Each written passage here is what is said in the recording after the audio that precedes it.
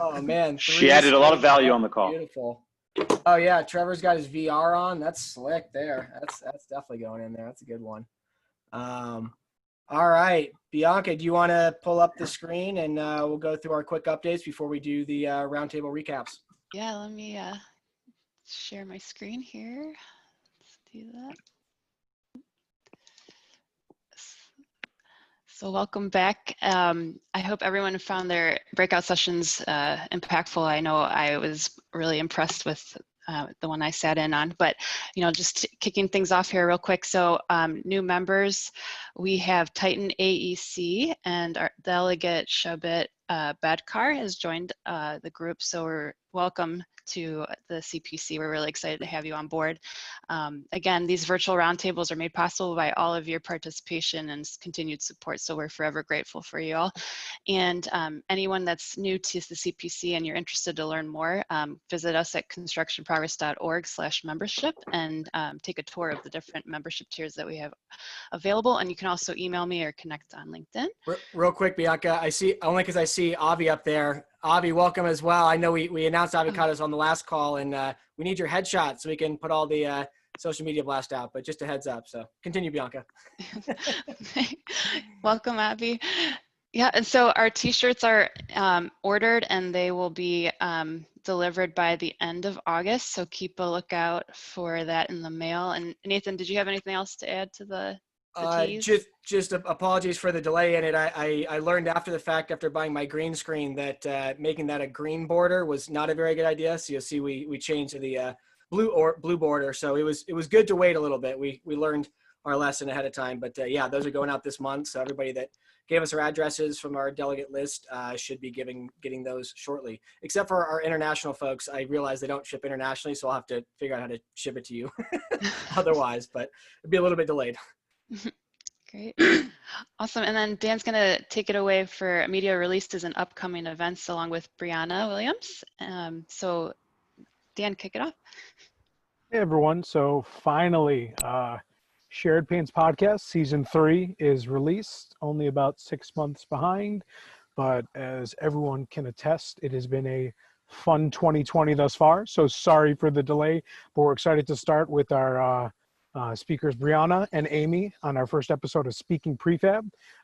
We will be having new episodes every month moving forward throughout the end of the year, as well as the virtual roundtables. The Shared Pains recordings can be found on YouTube. The Shared Pains recordings are more on the mental health, whereas the Shared Perspectives, those recordings are for CPC members only, and those will be through the CPC Slack channels. And actually, real quick on that, Dan, just if you didn't catch in the very beginning of the breakout, so one thing that we've learned in our iteration and laziness is that we're creating really good content in these discussions. And so in addition to putting the full recordings of the Shared Pains on YouTube, we will ideally be taking kind of those really awesome clips and really good discussion points and putting those into future podcast episodes, because we're obviously not going to events and getting recordings there. So that's kind of how we're pivoting on that side. We will get sign-offs from you. Don't feel like anything you say in these won't just go published without your review and approval. So don't feel like we're just going to take your messaging without verifying with you first. Good point. Oh, living in virtual times where everything's recorded. Speaking of virtual things, the upcoming events are going to be the AGC IT Forum, August 3rd through 6th. Then there's the Advanced AECO Tech Transformation, August 16th through the 19th. And then MEP Force is going to be August 31st through September 2nd. There's a little bit of a blurb about each of these, and some of the CPC members that will be both presenting, attending, or CPC sponsored events are listed here. Good looking group up there. Yeah, I see some familiar faces. Great. Watch out for that guy on the left. Great. Thanks so much, Brianna. Next up, we have Lil from our membership engagement team that's going to go over roundtable engagement metrics. So Lil, take it away. Yeah, thank you, Bianca. So I've been trying to keep a track of how these roundtables, meetups are doing. So it looks like July we had very close to our June numbers. Actually, we're at 126. We're just one over. I don't have the final actual live attendance, which is, I think we have 69 in the group, if I remember right. So it looks like, 6 breakout sessions seems to be the good amount of sessions to have, as opposed to the 9 that we had back in May. And technology solution providers are the dominating audience groups. So definitely encourage you, for next month's roundtable to make sure you share that through your social media so we can get more folks from on the AAC side to attend and contribute to these wonderful discussions that we're having. So thank you to our architects and engineers who showed up. We love you. We need more of you. Bianca, you want to cover Plus Delta? You want me to cover it? Do you want? I can go through it real quick. Yeah, why don't you start it? Yep. So again, we solicit the feedback after each roundtable event, and these installments, these conversations are entered into the Plus Delta that you've been providing. So taking a look at the plus and the deltas, that's why we kind of switched things up a little bit this round, where we kicked it off just going straight into break rooms, but we really appreciate the feedback. Nathan, anything else you'd like to add on this slide? Just that I am putting the link to this month's Plus Delta into the chat right now for everyone. So if you can go in and please do, whether it's different ideas, different ways of formatting it, nothing too big or small. Do let us know what you did like also, but I think what's more important are the deltas and how we can continue to improve. So hopefully these are continuing to provide value and that we can continue to respond to some of those questions of, all right, so what's next? These are great conversations, but how do we take these to the next level? So excited to explore that together with everyone. Yep, thanks, Nathan. So we're gonna switch things up here and go into our rapid fire summaries. Dan's gonna lead the discussion, and so let's kick things off with Dan. All right, everybody. So if you've joined us before, you know how the plan goes. 5 minutes to do a brief wrap up of all the great content that you guys reviewed. And we're going to cut you off faster than Nathan cuts off the roundtables. So be prepared. 5 minutes. We know it's a short time to get this messages across. Without further ado, Sasha. Thank you so much. Oh, the pressure. Continuing the Inclusion and Diversity Roundtable series. This is such an important conversation. I'm glad we're having it. This go around, we had Brent Darnell from Brent Darnell International, and as a co-host, Exhibit A, we have Brittany Campbell Turner, who from Workplace Innovation, American Family Insurance, who spoke to some of her journey as a professional in the industry, working with Brent and some of his content. And we took off the conversation where we left off last month, which was around unconscious bias. And we looked at how emotional intelligence plays a role in overcoming unconscious bias and really helps us to better accept the differences that we experience between each other. In this, we really talked about the echo chamber effect, how what we're experiencing pretty much in industry is there's an echo chamber of leaders who are leading majority of construction businesses, and they're not having the conversations we're having here. At least it feels like they're not having the conversations we are here. So how do we start to think about creating safe spaces, not only where conversations like we had today can be had, but also where we can expose each other to what that conversation needs to be and how that needs to be held in order for us to understand different perspectives.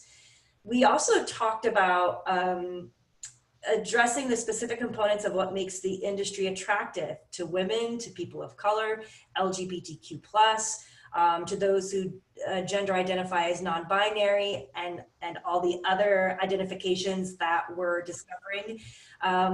What is it really that are the parts and pieces that we as an industry need to do in order for people to find as an attractive place to invest their time and energy? We also got a chance to walk through the Geist EI test, or emotional intelligence test, which was fascinating.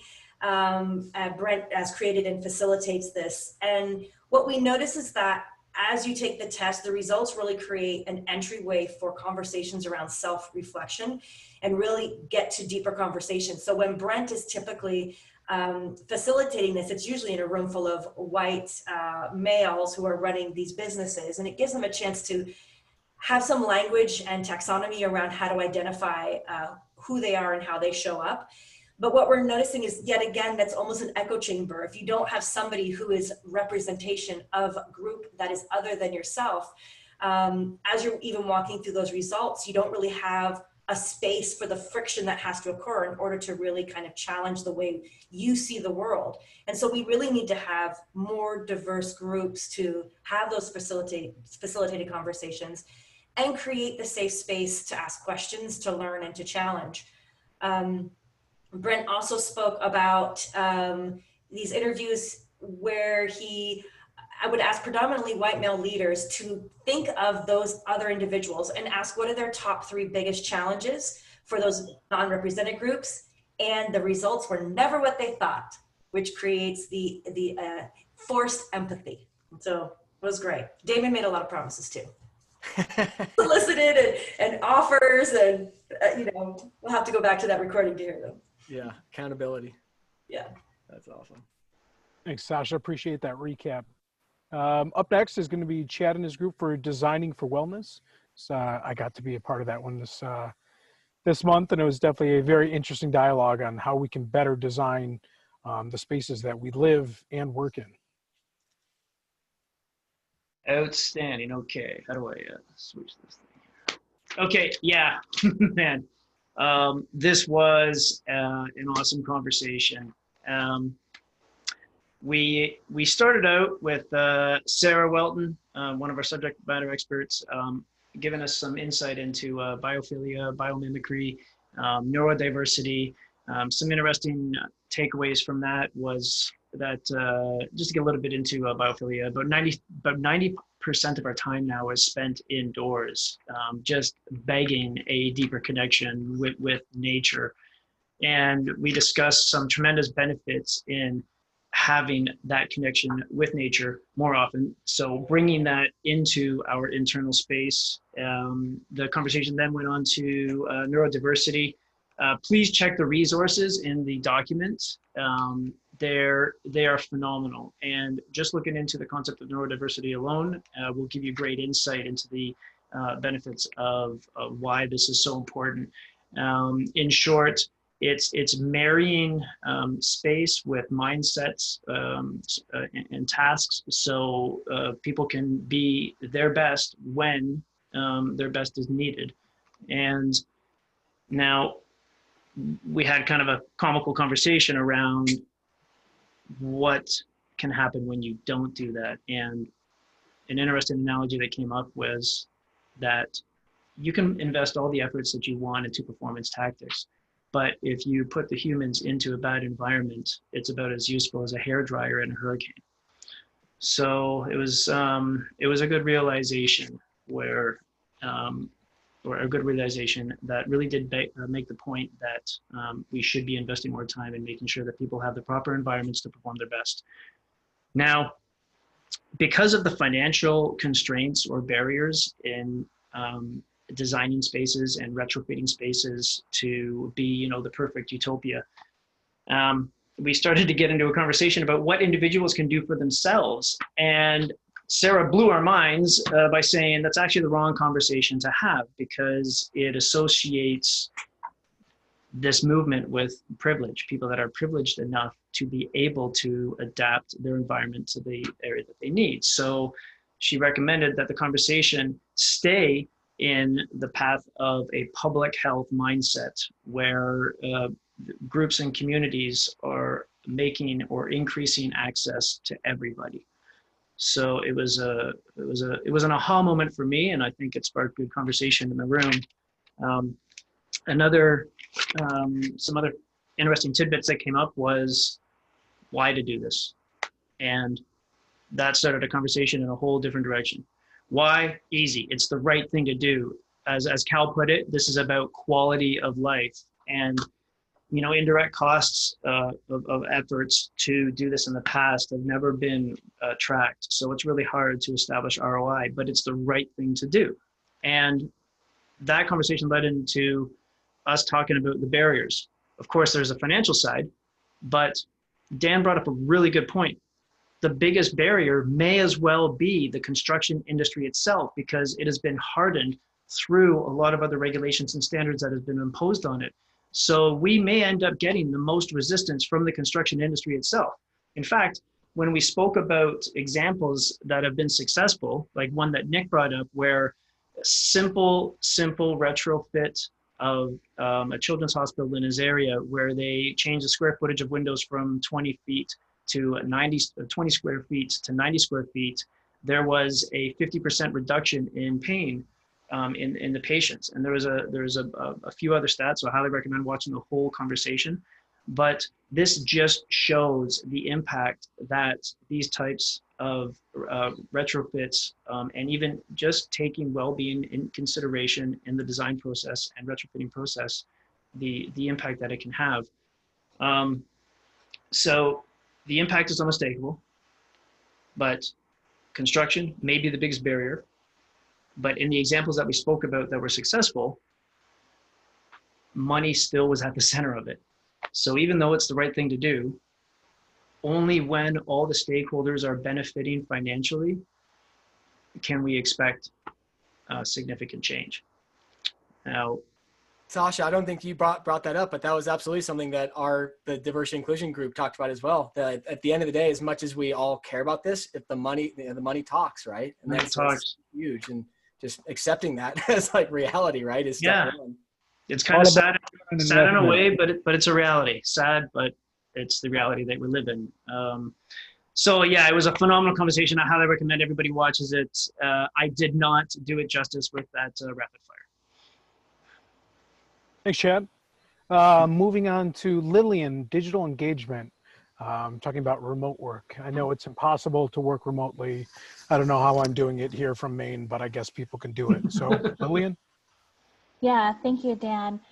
First off, I just want to say hi to a lot of, faces that I see here. I wish I could name you all, but it's so great to be part of this roundtable discussion every single month.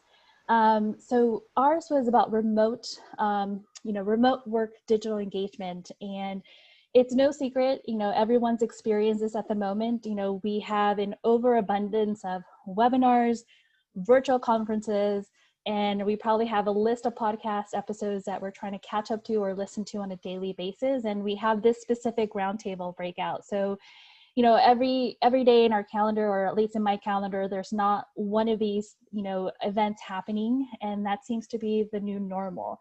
But the question here, the big question that, we want to answer here is, how do we as industry presenters or event producers, answer the call of engagement? How do we, continue to have that, human connection that's not existing at the moment, while still trying to, have social distancing? So I had, 3 subject matter experts in my breakout session, Jeff Sample, Todd, Wyatt, and I think I messed up his last name, and Travis Voss. And it's no secret that, one of the challenges with trying to have digital engagement is not having human connection. We all miss it. I think having these virtual sessions are great because we get to connect with each other and see each other, but it's just not enough. The magic of, having to recreate the magic is not there. Maybe perhaps, looking at a world of, of a virtual setting, which Jonathan Marsh had brought that up in a discussion. Maybe if you can just type in the website he mentioned, I forgot the name, it's called Big Boards, I believe, where there's something where you can test out, where you can create your own avatar. Perhaps that is the future, but it's too new of a test to really look at. But what I really wanted to know is, as content producers, how do we know what's good engagement? And Todd brought up a really, great point. For him, it's being able to look at the LinkedIn feed, which I'm pretty sure a lot of you guys who, discovered this event was probably through your LinkedIn feed. So for him, that's a great place for him to be able to test out to see, yes, this is great engagement. People are talking about it. People are sharing, some snippets from his podcast, Bridging the Gap. Another question that was brought up by one of the persons in the group was Kyle. He wanted to know, as content producers, are we producing more video? Are we leaning more towards video? Are we leaning more towards audio? And as I read his question, I really thought that the answer was going to be to continue on audio, but there's a lot of production that our subject matter experts are creating, which is, going more on the video side. And it's interesting because I find myself even, looking at more videos than I have before COVID-19, listening to audio. Another thing that we brought up is, being an intentional learner and being intentionally engaged. If you're anything like Jeff, who admittedly in the group, he signs up for everything at the beginning of the year, and sometimes he can't even keep up with his own schedule. So I know at one point, during, this last couple of months, I saw a lot of great events come up, and I'm always constantly registering because I want to learn, because I'm hungry to learn. But I also had to, really agree with our subject matter experts when we have to be intentional learners and intentional engagers, and not just, taking up a spot because we can or available, but, what is the value that we're going to get out of this? So with that, we had a really great discussion. I think we could have continued to learn from each other, but, the truth is we still miss that engagement, but there's still a great opportunity in the future to continue to create great and valuable content for the industry. I'll give it back to you, Dan. Thanks, Lilian. Definitely there's some interesting discussions going around the whole working from home dialogue. I just read an interesting article from the Harvard Business Review, and one of the issues that they comment on is the issue of accidental kind of conversations and dialogue that bring about, sorry, my dog is going crazy with the Gatorade bottle right now, bring about dialogue that you don't naturally have with working from home. So up next is digital twin, threading the needle, Kelly Doyle. Always an interesting topic. I mean, digital twin, it's me, but a computer, right? Kelly, go ahead. So we are in a continuing series with our digital twin discussions. And today I had Anil Swahini and Jacob Del Bora to talk about this. The last time we kind of more defined what we were talking about with digital twin, trying to get our hands around it, get everybody on a common sheet of music, if you will. Today we talk more about the data. Anil brought up an interesting perspective. It's something called the golden thread of data. And the Hackett report, which came out of the tragic fire over in the UK, really was the catalyst for that. As they looked at this tragic fire, they found that if they had just tracked certain data on even certain material, better intervention could have been done during that design phase or during that build phase where people realized, hey, maybe we shouldn't be doing this. And therefore, when you decouple the data from the tools, you bring this visibility to the whole team that it really allows them to collaborate on safety, design, constructability, things of that nature, before it becomes an issue. Let's do it proactively versus, in retrospect after a tragic loss of life.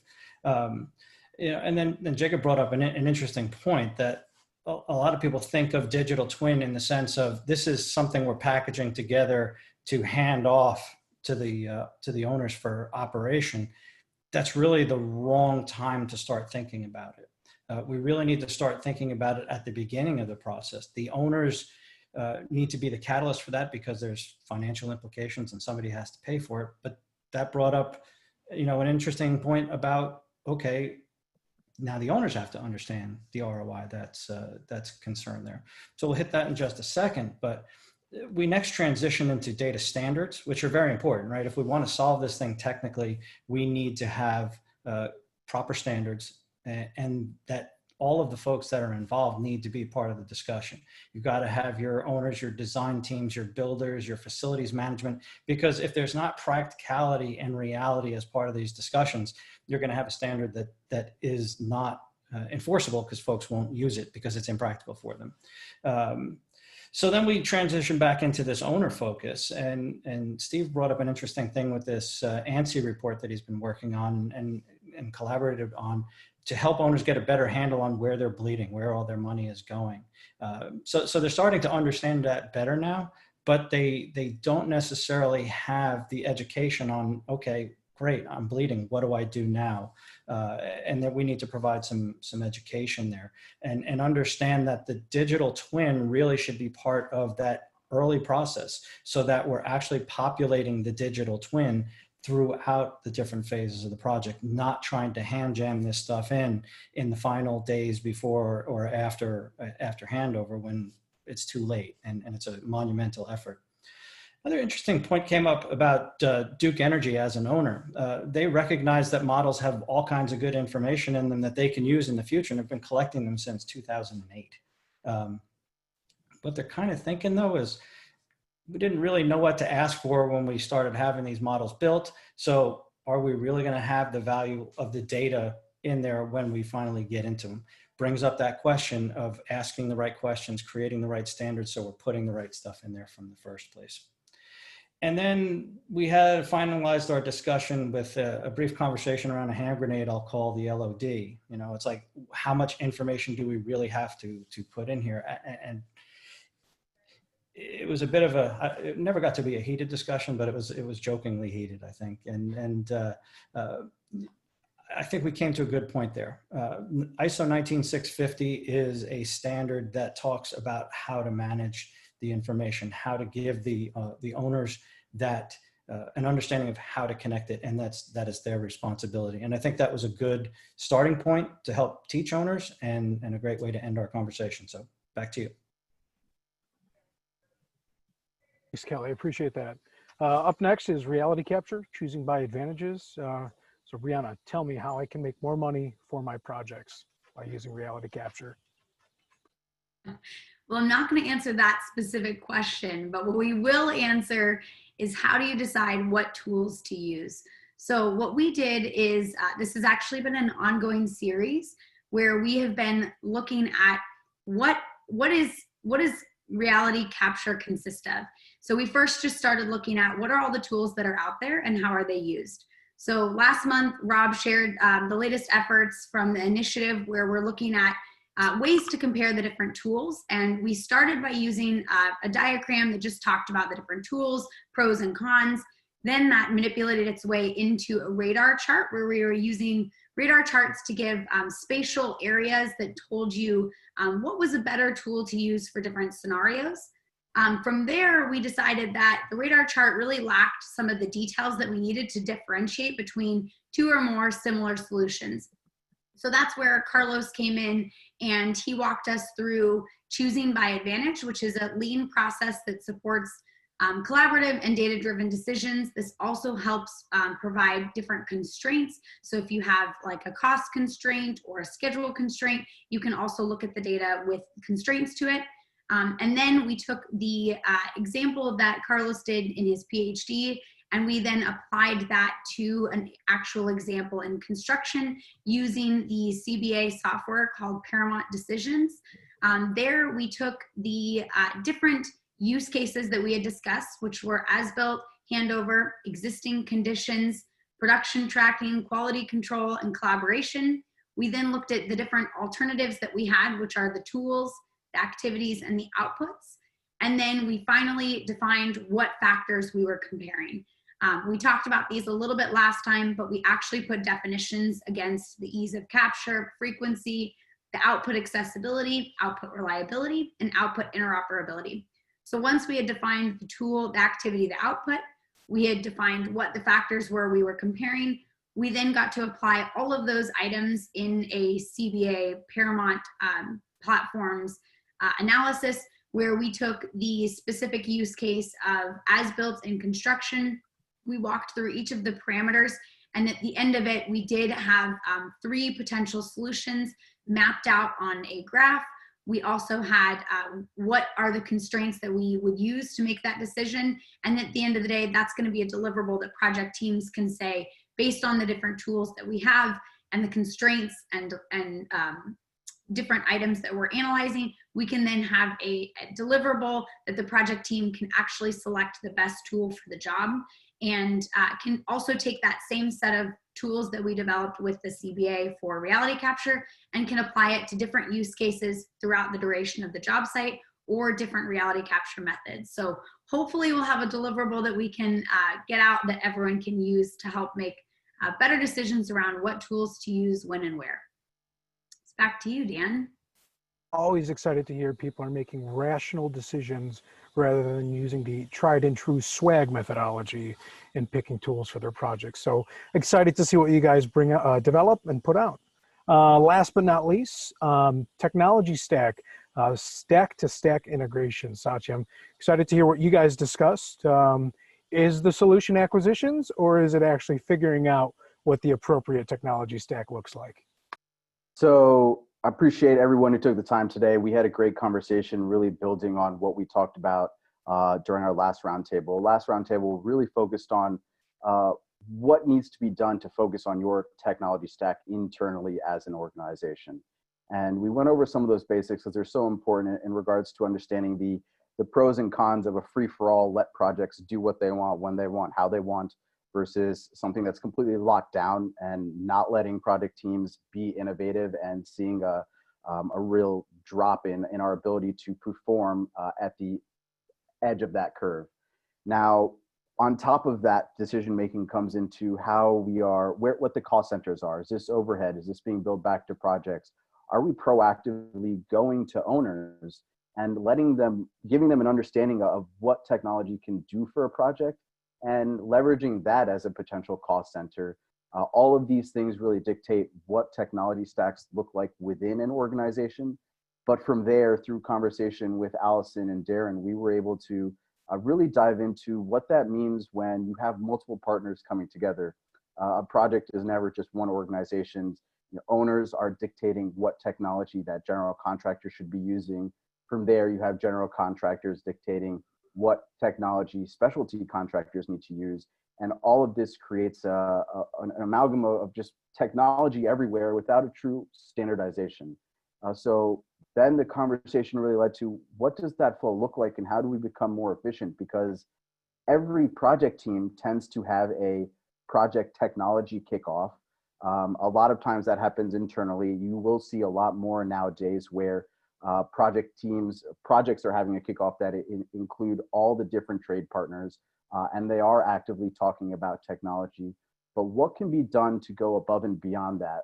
The concepts of creating relationships with your trade partners beyond just a specific project at hand.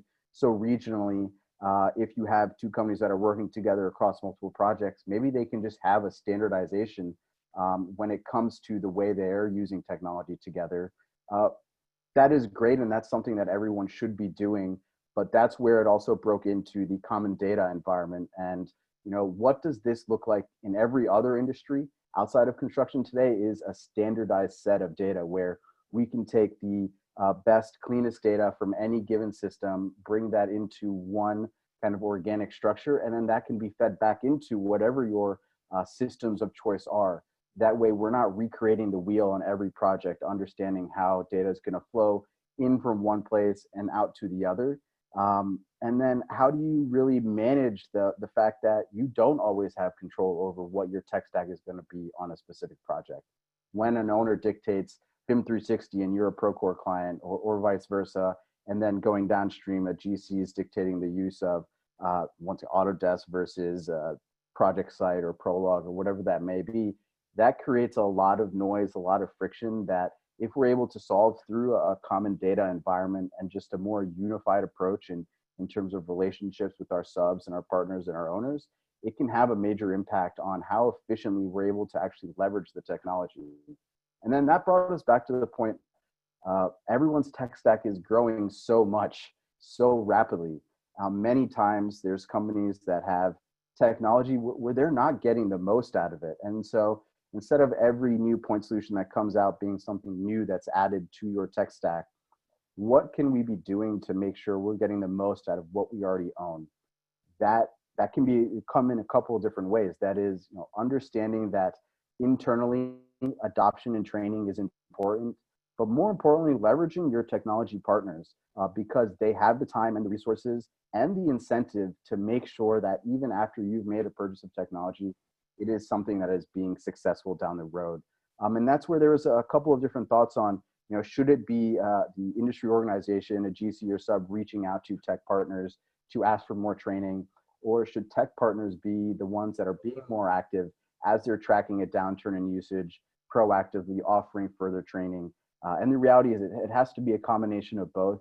I think tech companies can do a much better job at ensuring that clients are getting the most out of the software that they're using. But in the end, it's going to have a major impact on the organization itself. Now, what that also means is we talk so much about how much time, effort, money, and resources we need to spend to get to what our tech stack looks like today. And we understand that it fits within our workflows. But then we come across the concept that technology is innovating so quickly, platforms are changing so rapidly. If we have a tech stack today, is that going to be the same in next year? How often do we need to be reevaluating our current tech stack? How often do we need to be re-engineering workflows to make sure we are doing, and managing the most innovative workflows and processes possible so that we are ahead of that curve? And what does that mean? Is it even realistic to be switching and completely changing your tech stack every couple of years? But when you talk about that, then you also need to understand, is it better for companies to be signing 1-year contracts with tech providers versus 5-year contracts? And there's so many pros and cons that come into that concept. And then last but not least, we ended up with the concept that, Procore is the most inclusive system in terms of it has so much functionality within those, but even Procore clients have to leverage point solutions. And when point solutions get acquired, what does that mean when it means integration to those other platforms that are not the Autodesk or the Procore, whoever it may be making that acquisition?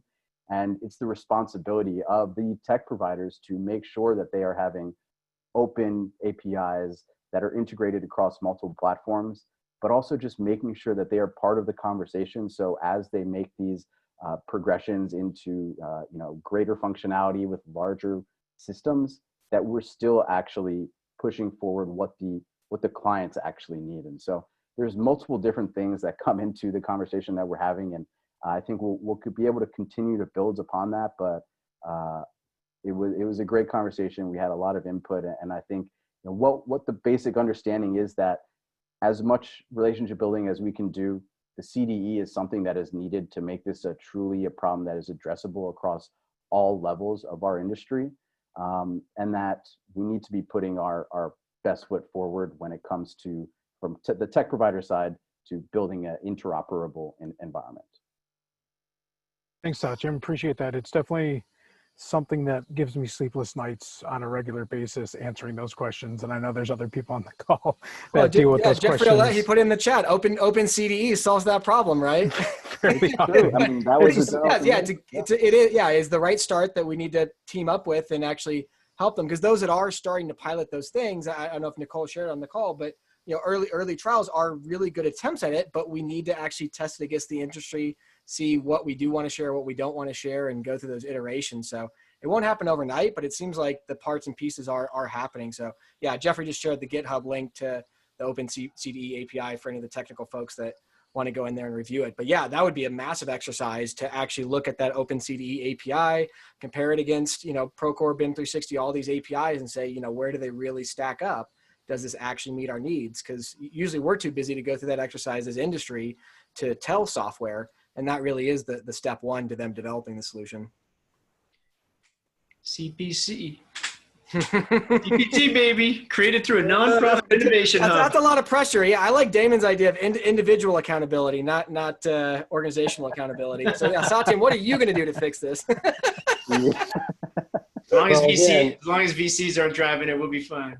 Again, Satyam took care of it. They no longer need an API because they got acquired. Just for everyone to know, Pype is releasing open APIs next week for anybody to consume. Yeah.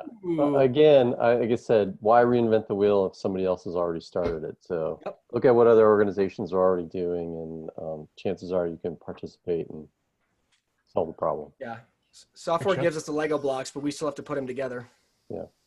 Actually, Nathan, were there any more announcements? I tried to add here, but I wanted to add one thing here off the hop, which I think is systems versus before software. This was a concept that was brought up today, and I think it was such a great way to think about it. Is we're implementing systems, we're not implementing software. Yep, exactly. No, I mean, Dan, unless you had anything, I think I do have one thing. In 20 minutes, the construction doorcast is starting up. A really awesome topic with, if you haven't met Nick Espinoza on the IT professional side of the world, he will scare the bejesus out of you. But really, really interesting stuff. So definitely sign up for that. I put that link in the chat. And some other folks did mention wanting to just continue some of these conversations. I will, for the next 18 minutes, open these rooms back up for folks that do want to have some off-topic sidebar. Won't be recording any of these conversations just to get more social interaction. But yeah, thank you guys all so much for taking the time, making the time. Thank you to all of our moderators. This stuff looks a lot easier than it is. There's a lot of prep work that goes into having productive conversations with a lot of really smart people in the room. So please do again. Yeah. What was that, Satyam? Nathan, don't forget to call yourself out because you are the key contributor there. Yeah, I think. But yeah, but it's, you know, that's part of my job. So no, we do appreciate it because keep supporting the organization. You rock, brother. Nathan, I would say one last announcement again, just to reiterate, the Shared Pains season 3 is out and listed. We'll have an official announcement coming out tomorrow, Nathan, I believe, as for next month's roundtables. We make a mention of it in the podcast, but as well, bring a friend, tell someone that you speak to about these events and the great dialogue that are occurring. You know, I think a lot of the people that have attended these have really enjoyed them. They've built some new connections and networks. So bring someone else that hasn't been a part of this group. It's a great opportunity to network as well as participating in these awesome conversations. Yeah, and that is something that if folks are looking for just little things to do, just taking one of the videos from a recording that you thought was really impactful and sharing it with someone that you think would get something out of it, just being able to take that extra time to share and get the word out, because it does take time, as we talked about in the digital engagement room. You know, these things do take resources, but they're valuable, and word of mouth, especially, you know, person-to-person word of mouth spreads our message, I think, a lot faster than, you know, big broad blasts. So unless anyone else wants to add anything, feel free to take off. I will just go ahead and restart the breakout rooms in case folks want to talk. But I will have to close them down so I can hop onto the Dorkcast in 16 minutes. So thank you all again, all rooms, and we'll send you the notification